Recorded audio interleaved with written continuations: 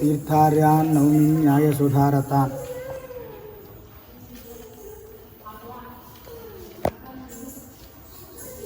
ಇವತ್ತು ನೀವೆಲ್ಲರೂ ಕೂಡ ಅನೇಕ ಗುರುಗಳ ದರ್ಶನವನ್ನು ಮಾಡ್ತಾ ಉತ್ತರಾದಿ ಮಠದ ಪರಂಪರೆಯಲ್ಲಿ ಬರುವಂತಹ ಇಬ್ಬರು ಮಹಾಯತಿಗಳ ಸನ್ನಿಧಾನದಿಂದ ಯುಕ್ತವಾಗಿರುವ ರಾಣೆಬೆನ್ನೂರು ಕ್ಷೇತ್ರಕ್ಕೆ ಬಂದಿದ್ದೀರಿ. ರಾಣೆಬೆನ್ನೂರಿನಲ್ಲಿ ಇಬ್ಬರು ಮಹಾಯತಿಗಳ ವಿಶೇಷ ಸನ್ನಿಧಾನ ಇರುವಂತಹದ್ದು. ಮೊದಲನೇದ್ದು ವಿದ್ಯಾಧೀಶ ತೀರ್ಥರು ಹಾಗೂ ಸತ್ಯಾಭಿಜ್ಞ ತೀರ್ಥರ ಸನ್ನಿಧಾನ. ವಿದ್ಯಾಧೀಶ ತೀರ್ಥರ ವೃಂದಾವನ ಉಪಲಬ್ಧ ಇಲ್ಲ. ಹಾಗಾಗಿ ಅವರೇ ತಾವು ಇದ್ದಾಗಲೇ ಒಂದು ಪ್ರತಿಮೆಯನ್ನು ಮಾಡಿಸಿ ಶಿಷ್ಯಂದರಿಗೆ ಕೊಟ್ಟಿದ್ದಾರೆ. ಆ ವಿದ್ಯಾಧೀಶರಿಂದಲೇ ಮಾಡಿಸಲ್ಪಟ್ಟಂತಹ ಪ್ರತಿಮೆಯ ಒಂದು ದಿವ್ಯವಾದ ಸನ್ನಿಧಾನ ಇರುವಂತಹದ್ದು. ಅದರ ದರ್ಶನವನ್ನು ನೀವೆಲ್ಲರೂ ಕೂಡ ಮಾಡಿದ್ದೀರಿ. ವಿದ್ಯಾಧೀಶ ತೀರ್ಥರು ಮಹಾಜ್ಞಾನಿಗಳು. ಶ್ರೀಮನ್ಯಾಯಸುಧಾಕ್ಕೆ ವಾಕ್ಯಾರ್ಥ ಚಂದ್ರಿಕಾ ಎಂಬುವಂತಹ ವಿಶೇಷವಾದ ಟಿಪ್ಪಣಿಯನ್ನು ಬರೆದಂತಹ ಜ್ಞಾನಿಗಳು. ಗಯಾವಾಡರಿಗೆ ವಿಷ್ಣು ದೀಕ್ಷೆಯನ್ನು ಕೊಟ್ಟಂಥವರು. ಉಡುಪಿಯಲ್ಲಿರುವಂತಹ ಶ್ರೀಕೃಷ್ಣ ಪರಮಾತ್ಮನಿಗೆ 1,00,000 ತುಳಸಿ ಅರ್ಚನೆಯನ್ನು ಮಾಡಿದ ಮಹಾನುಭಾವರು. ಅಂತಹ ದಿವ್ಯವಾಗಿರುವಂತಹ ಒಂದು ಸನ್ನಿಧಾನ. ಅವರ ವಿಶೇಷವಾದಂತಹ ಅನುಗ್ರಹಕ್ಕೆ ಪಾತ್ರರಾಗಿರುವಂಥವರು ಸತ್ಯಾಭಿಜ್ಞ ತೀರ್ಥ ಶ್ರೀಪಾದಂಗಳವರು. ನಮ್ಮ ಮಠದ ಪರಂಪರೆಯಲ್ಲಿ 40ನೆಯ ಯತಿಗಳಾಗಿ ಸತ್ಯಾಭಿಜ್ಞ ತೀರ್ಥ ಶ್ರೀಪಾದಂಗಳವರು ಪೀಠದಲ್ಲಿ ವಿರಾಜಮಾನರಾಗಿರುವಂಥವರು.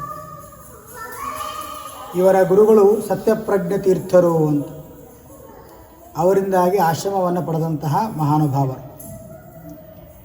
ಇವರು ಪೀಠದಲ್ಲಿ ವಿರಾಜಮಾನರಾಗಿದ್ದು ಬಹಳ ಅಲ್ಪ ಕಾಲ, 3 ವರ್ಷ ಅಥವಾ 3 ವರ್ಷ 8 ತಿಂಗಳು ಹೀಗೆ ಪೀಠದಲ್ಲಿ ವಿರಾಜಮಾನರಾಗಿರುವಂಥವರು. ಇವರ ಸಂಚಾರ ಎಲ್ಲವೂ ಕೂಡ ದಕ್ಷಿಣ ಪ್ರಾಂತದಲ್ಲಿ ಸಂಚಾರ. ಅವರ ಒಂದು ಚರ್ಮಶ್ಲೋಕದಲ್ಲಿ ಬರುತ್ತೆ, ವೆಂಕಟೇಶಾದ್ರಿ ಮಾರಭ್ಯ ಸೇತುಂ ತೋತಾದ್ರಿ ಪೂರ್ವಕ.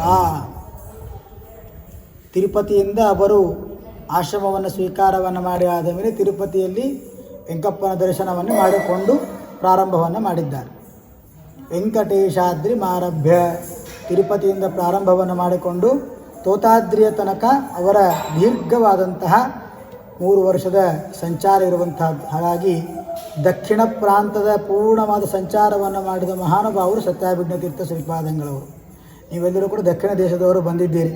ನಿಮಗೆ ವಿಶೇಷವಾಗಿ ಇವರ ಅನುಗ್ರಹ ಆಗಬೇಕು. ಯಾಕಂದರೆ ದಕ್ಷಿಣ ಪ್ರಾಂತದಲ್ಲಿ ವಿಶೇಷವಾಗಿ ಧರ್ಮ ಪ್ರಚಾರವನ್ನು ಮಾಡಿದಂತಹ ಮಹಾನುಭಾವರು.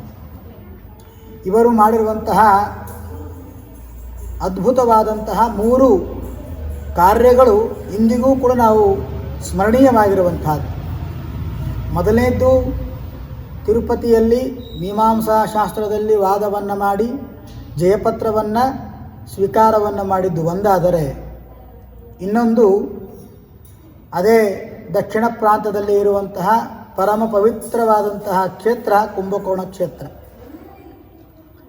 ವಿಜೇಂದ್ರರು ಇರುವಂತಹದ್ದು ನಿಮಗೆಲ್ಲವೂ ಕೂಡ ಗೊತ್ತಿರುವಂತಹ ವಿಚಾರವೇ. ಸಾರಂಗಪಾಣಿ, ಚಕ್ರಪಾಣಿ, ಕುಂಬೇಶ್ವರನ ಅದ್ಭುತವಾದ ದೇವಾಲಯಗಳು. ಪ್ರಾತಸ್ಮರಣೀಯರಾಗಿರುವಂತಹ ಸತ್ಯಬೋಧ ತೀರ್ಥ ಶ್ರೀಪಾದಂಗಳವರು ಪ್ರತಿಷ್ಠಾಪನೆಯನ್ನು ಮಾಡಿದ ಪ್ರಾಣದೇವರ ಗುಡೆ. ಇಷ್ಟೆಲ್ಲ ಇರುವಂತಹ ಒಂದು ಕ್ಷೇತ್ರ. ಸಂಚಾರ ಕ್ರಮವಾಗಿ ಕುಂಭಕೋಣಕ್ಕೆ ಹೋಗಿದ್ರಂತೆ. ಅಲ್ಲಿ ವಿಜೇಂದ್ರರ ದರ್ಶನವನ್ನು ಮಾಡಿಕೊಂಡು ಕುಂಬೇಶ್ವರ, ಸಾರಂಗಪಾಣಿ, ಚಕ್ರಪಾಣಿಯ ದರ್ಶನವನ್ನು ಮಾಡಿ ವಾಯುದೇವರ ಸನ್ನಿಧಾನದಲ್ಲಿ ಮೂಲರಾಮದೇವರ ಪೂಜಾದಿಗಳನ್ನೆಲ್ಲ ಮಾಡಿ ಮುಂದಿನ ಕ್ಷೇತ್ರ ಶ್ರೀರಂಗಕ್ಕೆ ಹೋಗಬೇಕಾಗಿತ್ತು. ಶ್ರೀರಂಗದಲ್ಲಿ ಅವರು ನವರಾತ್ರಿ ಉತ್ಸವವನ್ನು ಮಾಡಬೇಕು ಅಂತ ಇಟ್ಟುಕೊಂಡಿದ್ದು. ಹಾಗಾಗಿ ಎಲ್ಲ ಪೂಜೆಯನ್ನು ಮುಗಿಸಿಕೊಂಡು ಅಲ್ಲೇ ಭಕ್ತರಿಗೆ ಅನುಗ್ರಹವನ್ನು ಮಾಡಿ ಮಂತ್ರಾಕ್ಷತೆಯನ್ನು ಕೊಟ್ಟು ಇನ್ನೇನು ಹೊರಡಬೇಕು. ಆ ಸಂದರ್ಭದಲ್ಲಿ ಒಬ್ಬ ಮಠದ ಶಿಷ್ಯರು ಶ್ರೀಪಾದಂಗಳವರಿಗೆ ಸಾಷ್ಟಾಂಗ ನಮಸ್ಕಾರವನ್ನು ಮಾಡಿ ಪಾದವನ್ನು ಗಟ್ಟಿಯಾಗಿ ಹಿಡ್ಕೊಂಡ್ಬಿಟ್ಟು. ಯಾಕೆ ಅಂತ ಗೊತ್ತಾಗಲಿಲ್ಲ. ಏನು ತೊಂದರೆ ಆಗಿದೆ, ಯಾಕೆಷ್ಟು ದುಃಖದಿಂದ ಇದ್ದೀಯಾ, ಏನಾಗಿದೆ? ಇಲ್ಲ ಸ್ವಾಮಿ, ನನಗೆ ಅನುಗ್ರಹ ಆಗಬೇಕು. ಆಯಿತು, ಅವಶ್ಯವಾಗಿ ಮಂತ್ರಾಕ್ಷತೆ ಕೊಡ್ತೇನೆ, ತಗೋ ಒಂದು. ಇಷ್ಟೇ ಅಲ್ಲ, ಒಂದು ಮಂತ್ರಾಕ್ಷತೆ ಅಲ್ಲ, ಬಹಳಷ್ಟು ಮಂತ್ರಾಕ್ಷತೆಗಳು ನಿಮ್ಮಿಂದ ನನಗೆ ಪಡೆಯಬೇಕು ಅಂತಂದಂತೆ. ಏನಾಗಿದೆ, ಯಾಕೆ ಇಷ್ಟು ತೊಂದರೆ ನಿನಗೆ ಅಂತಂದಾಗ ಅವರು ಹೇಳ್ತಾರೆ, ನಮ್ಮ ತಾಯಿಗೆ ಭೂತ ಪ್ರವೇಶವಾಗಿದೆ. ಅವರು ಇಂದಿಗೂ ಇದ್ದಾರೆ ಕುಂಭಕೋಣದಲ್ಲಿ. ಪ್ರಸಿದ್ಧವಾಗಿರುವಂತಹ ಕ್ಯಾಮ್ರಾಮ್ಯಾನ್ ಅವರು, ಮುರಳಿ ಅಂತ, WR ಮುರಳಿ ಅಂತ ಕರೀತಾರೆ. ಅವರ ಅಜ್ಜಿ, ಅವರಿಗೆ ಭೂತ ಬಾಧೆಯಾಗಿತ್ತು. ಎಲ್ಲ ಡಾಕ್ಟ್ರಿಗೆ ತೋರಿಸಿದ್ದಾರೆ, ಎಲ್ಲ ಡಾಕ್ಟ್ರು ಕೂಡ ನಾರ್ಮಲ್ ಅಂತ ಬರ್ತಾ ಇದೆ. ಆದರೆ ಇವರಿಗೆ ಮಾತ್ರ ಬಾಧೆ ತಪ್ತಾ ಇಲ್ಲ. ಗಟ್ಟಿಯಾಗಿ ಗುರುಗಳ ಪಾದವನ್ನು ಹಿಡಿದುಕೊಂಡಾಗ ಶಾಸ್ತ್ರವೂ ಅದೇ ಹೇಳುತ್ತೆ, ನಮ್ಗೆ ಏನೇ ತೊಂದರೆ ಬಂದರೂ ಕೂಡ ಗುರುಗಳನ್ನು ಆಶ್ರಯಣ ಮಾಡಬೇಕು. ಸಮಾಶ್ರಯೇತ್ ಗುರುಂ ಭಕ್ತ್ಯ ಮಹಾವಿಶ್ವಾಸ ಪೂರ್ವಕಂ. ವಿಶ್ವಾಸದಿಂದಾಗಿ ಗುರುಗಳ ಪಾದಕಮಲವನ್ನು ನಂಬಿದರೆ ನಾವೆಲ್ಲವೂ ಕೂಡ ದೇವರು ಅನುಗ್ರಹವನ್ನು ಮಾಡ್ತಾನೆ. ಹಾಗೆ ಗಟ್ಟಿಯಾಗಿ ಗುರುಗಳ ಪಾದವನ್ನು ಹಿಡ್ಕೊಂಡ್ಬಿಟ್ಟಿದ್ದಾರೆ. ಎಲ್ಲ ವಿಚಾರವನ್ನು ತಿಳಿದುಕೊಂಡರು. ನವರಾತ್ರಿ ಉತ್ಸವವನ್ನು ಕುಂಭಕೋಣದಲ್ಲೇ ಮಾಡಬೇಕು ಅಂತ ಹಠ ಹಿಡಿದರು. ಇಲ್ಲ, ಶ್ರೀರಂಗದಲ್ಲಿ ಸಂಕಲ್ಪವನ್ನು ಮಾಡಿದ್ದೇವೆ, ಇಲ್ಲ ಇಲ್ಲೇ ಆಗಬೇಕು. ನಮ್ಮ ಇಚ್ಛೆಗಂತೂ ಕೂಡ ದೇವರ ಇಚ್ಛೆ ಮಿಗಿಲಾದದ್ದು. ಹಾಗಾಗಿ ದೇವರ ಇಚ್ಛೆ, ರಾಮದೇವರ ಇಚ್ಛೆ ಇವರ ಮನೆಯಲ್ಲೇ ಆಗಬೇಕು ಅಂತ ಇದೆ ಅಂತ ತಿಳಿದುಕೊಂಡು ಅವರಲ್ಲೇ ನವರಾತ್ರಿ ಉತ್ಸವವನ್ನು ಮಾಡಿದ್ದಾರೆ. ಉತ್ಸವವನ್ನು ಮಾಡಿ ನಿತ್ಯ ಭಿಕ್ಷಾ ಸ್ವೀಕಾರವಾದ ಮೇಲೆ ಆ ಭೂತಬಾಧೆಯಿಂದ ಬೆರಳುತ್ತಾ ಇರುವ ಮಹಿಳೆಗೆ ತೀರ್ಥಾಕ್ಷತಾದಿ ದಾನೇನ, ತೀರ್ಥವನ್ನು ಕೊಡಬೇಕು, ಮಂತ್ರಾಕ್ಷತೆಯನ್ನು ಕೊಡಬೇಕು, ಗಂಧವನ್ನು ಸಮರ್ಪಣೆಯನ್ನು ಕೊಡಬೇಕು, ಹೂವನ್ನು ಕೊಡಬೇಕು. ಇಷ್ಟು 9 ದಿವಸಗಳ ಕಾಲ ಕೊಟ್ಟಿದ್ದಾರೆ. 10ನೇ ದಿವಸ ಯಾವ ಭೂತಬಾಧೆಯೂ ಕೂಡ ಅವಳಲ್ಲಿ ಇರುವಂಥದ್ದಾಗ್ತಾ ಇತ್ತು. ರಾಯರ ಚರಿತ್ರೆಯಲ್ಲಿ ಕೇಳ್ತೇವಲ್ಲ, ಭೂತ ಪೇತ ಪಿಶಾಚಾದಿ ಪೀಡಾತಸ್ಯನ ಜಾಯತೆ ಅಂತ ಹೇಗೋ ಹಾಗೆ ರಾಯರ ಅನುಗ್ರಹಕ್ಕೂ ಪಾತ್ರರಾಗಿರುವಂತಹ ಮಹಾನುಭಾವರು ಇವರನ್ನು ಉಪಾಸನೆಯನ್ನು ಮಾಡಲು ಯಾವ ಭೂತ ಬಾಧೆ ಆಗುವುದಿಲ್ಲ. ಇದು ಒಂದು ಅವರು ಮಾಡಿದಂತಹ ಕಾರ್ಯ. ಇನ್ನೊಂದು, ಇಡೀ ಉತ್ತರಾದಿ ಮಠದ ಸಂಸ್ಥಾನವನ್ನೇ ಉಳಿಸಿಕೊಟ್ಟಂತಹ ಮಹಾನುಭಾವರು ಸತ್ಯಾಭಿಜ್ಞತೀರ್ಥ ಶ್ರೀಪಾದಂಗಳವರು.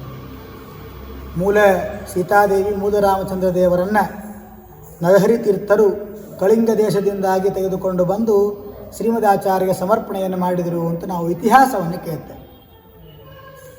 ಯಾವ ಮೂಲ ಸೀತಾದೇವಿ, ಮೂಲ ರಾಮಚಂದ್ರ ದೇವರನ್ನು ಮತ್ತೆ ಉಳಿಸಿಕೊಟ್ಟಂತಹ ಮಹಾನುಭಾವರು ಸತ್ಯಾಭಿಜ್ಞತೀರ್ಥ ಶ್ರೀಪಾದಂಗಳವರು. ಹಾಗೆ ಸಂಚಾರವನ್ನು ಮಾಡ್ತಾ ಮಾಡ್ತಾ ರಾಮೇಶ್ವರಕ್ಕೆ ಹೋದರಂತೆ. ರಾಮೇಶ್ವರಕ್ಕೆ ಹೋಗಿ ಅಲ್ಲಿ ಧನುಷ್ಕೋಟಿ ಅಂತ ರಾಮದೇವರು ಕೊಟ್ಟಿರುವಂತಹ ಸೇತುವನ್ನು ದರ್ಶನವನ್ನು ಮಾಡಬೇಕು ಅಂತ ಹೊರಟ್ರಂತೆ. ದೊಡ್ಡದಾದ ದೋಣಿಯಲ್ಲಿ ಕುಳಿತುಕೊಂಡಿದ್ದಾರೆ ರಾಮದೇವರ ಪೆಟ್ಟಿಗೆ.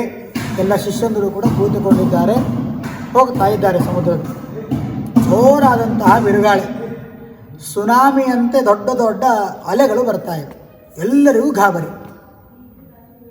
ಆವಾಗ ಗುರುಗಳನ್ನು ಬೇಡಿಕೊಂಡ್ರಂತೆ, ಸ್ವಾಮಿ ನೀವೇ ಉದ್ಧಾರವನ್ನು ಮಾಡಬೇಕು ಅಂತ. ಸತ್ಯಾಭಿಜ್ಞರು ಏನು ಪ್ರಾರ್ಥನೆ ಮಾಡಿದರೋ ಗೊತ್ತಿಲ್ಲ, ಸ್ವಲ್ಪ ಹೊತ್ತು ಕಣ್ಣು ಮುಚ್ಚಿ ಮೂಲ ರಾಮಚಂದ್ರ ದೇವರನ್ನು ಪ್ರಾರ್ಥನೆಯನ್ನು ಮಾಡಿದರೆ ಇಡೀ ಸಮುದ್ರ ಶಾಂತವಾಗಿ ಆಗುತ್ತೆ. ಸಿಂಧೌ ನಿಮಜ್ಜ ಮಾನಾನೌ ರಾಮಪೇಟಿಕೆಯಾಯುತ ರಕ್ಷಿತ ಯತ್ ತಪಶಕ್ತ್ಯ.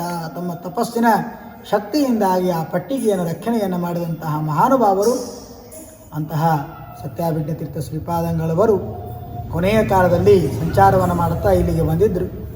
ಇಲ್ಲಿ ಬಂದಾಗ ಸ್ವಲ್ಪ ದೇಹಾಲಸ್ಯ ಆಯಿತು ಅವರಿಗೆ. ಅವಾಗ ಸತ್ಯಪ್ರಮೋದರಿಗೆ ಆಶ್ರಮವನ್ನು ಕೊಟ್ಟಿದಂತಹ ಸ್ಥಳ ಇದು.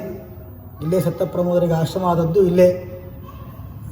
ಸತ್ಯಪ್ರಮೋದರಿಗೆ ಆಶ್ರಮ ಕೊಡುವ ಸಂದರ್ಭದಲ್ಲಿ ಒಂದು ದಿವಸ ತಮ್ಮ ಆಯುಷ್ಯವನ್ನೇ ಮುಂದೆ ಹಾಕಿಕೊಂಡರು ಅಂತ ನಾವು ಸತ್ಯಪ್ರಮೋದರ ಬಾಯಿಂದಲೇ ಕೇಳ್ತೇವೆ. ಅವ್ರಿಗೇನೋ ಸ್ವಲ್ಪ ತೊಂದರೆಯಾಗಿತ್ತು, ಸತ್ಯಪ್ರಮೋದರಿಗೆ ಬರಲಿಕ್ಕೆ ಆಗಿದ್ದಿಲ್ಲ. ಒಂದು ದಿವಸ ಭಾಳ ಆಯಾಸ ಆಗಿತ್ತು, ದೇಹ ನಿರ್ಯಾಣ ಆಗಬೇಕು, ವೃಂದಾವನಸ್ಥರಾಗಬೇಕು. ಆ ಸಂದರ್ಭದಲ್ಲಿ ಒಂದು ದಿವಸ ತಮ್ಮ ಆಯುಷ್ಯವನ್ನೇ ಮುಂದೆ ಮಾಡಿಕೊಂಡು ಸತ್ಯಪ್ರಮೋದರಿಗೆ ಆಶ್ರಮವನ್ನು ಕೊಟ್ಟು ನಾಮಕರಣವನ್ನು ಮಾಡಿ ಆಮೇಲೆ ವೃಂದಾವನಸ್ಥರಂತಹ ಮಹಾನುಭಾವರು.